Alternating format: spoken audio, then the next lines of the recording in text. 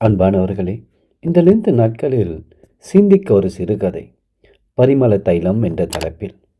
ஒரு கண்ணாடி குப்பியில் பரிமள தைலம் இருக்கும் என்றால் அதன் வாசனை அதை குப்பிக்குள் மட்டுமே அடங்கியிருக்கும். ஆனால் அந்த குப்பி உடைக்கப்பட்டு தைலம் ஊட்டுப்படுமேயானால் அதன் வாசனை அந்த அறை முழுவதும் பரிமளிக்கும். ஆண்டவராகிய இயேசு கிறிஸ்து கூட அப்படித்தானே. அவர் இந்த உலகத்தில் இருந்தபோது அந்த நாட்களில் மனுஷகுமாரின் மாம்சத்தில் சரத்தில் அடங்கி கிடந்தார்.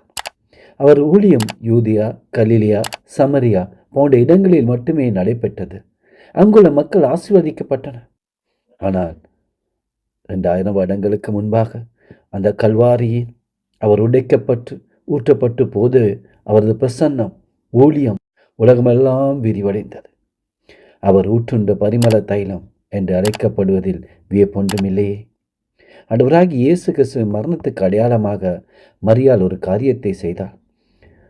நௌதம் என்னும் வெளியேறப்பட்ட பரிமள தைலத்தை உடைத்து ஆண்டவராகிய இயேசு கிறிஸ்துவின் பாதத்தில் பூசினார். தன் தலைமையினால் அவருடைய பாதங்களை துடைத்தார். அந்த வீடு முழுவதும் அந்த தைலத்தின் பரிமளத்தால் நிறைந்திருந்தது. அந்த தைலம் வெளியேறப்பட்டது. 300 பணத்துக்கும் மேற்பட்டது. ஆனால் எனக்காக, உங்களுக்காக, இந்த முழு மனித குலத்துக்காக நம்முடைய ஆண்டவராகிய இயேசு கிறிஸ்துவின் சரீரம் உடைக்கப்பட்டு ஊட்டப்பட்ட இரத்தம் இருக்கிறதே, அது வெளியேறப்பெற்றது, விலை மதிக்க முடியாதது.